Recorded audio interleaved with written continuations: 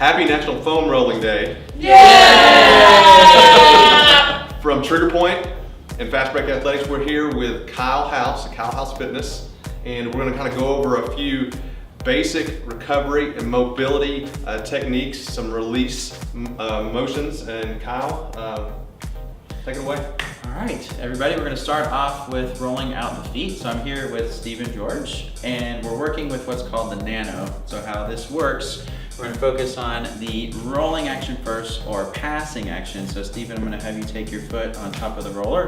If you'd like a little bit more pressure, you can bend your knee and press your hands on your thigh. And from there, think about an inhale to roll the foot forward, and then exhale to pull the foot back. So let's do that a couple more times. So here we're working through the fascia and the connective tissue underneath the foot.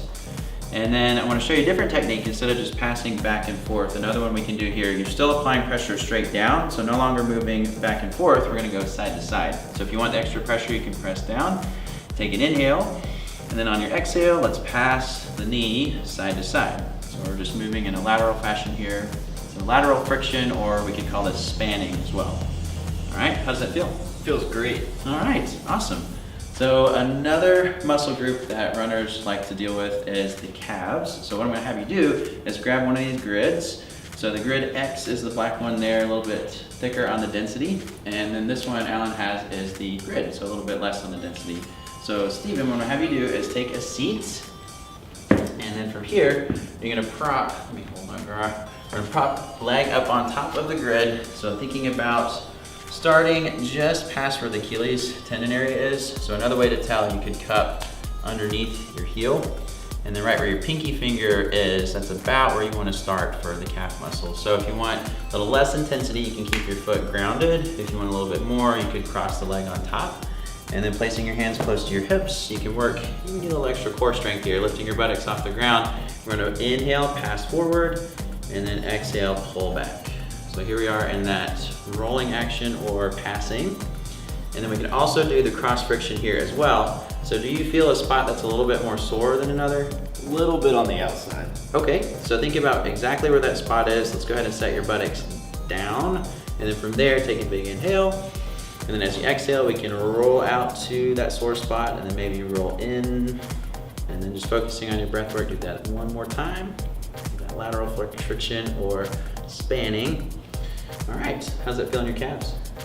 It's doing work on my calves. And what is another muscle group, Alan, that you feel that runners come into issues with, maybe a little overuse, overtax that needs some extra recovery? Definitely tight glutes. Okay, all right. Well, lucky we have these grids here. So I'm gonna have you actually take a seat up on top of your roller in this case.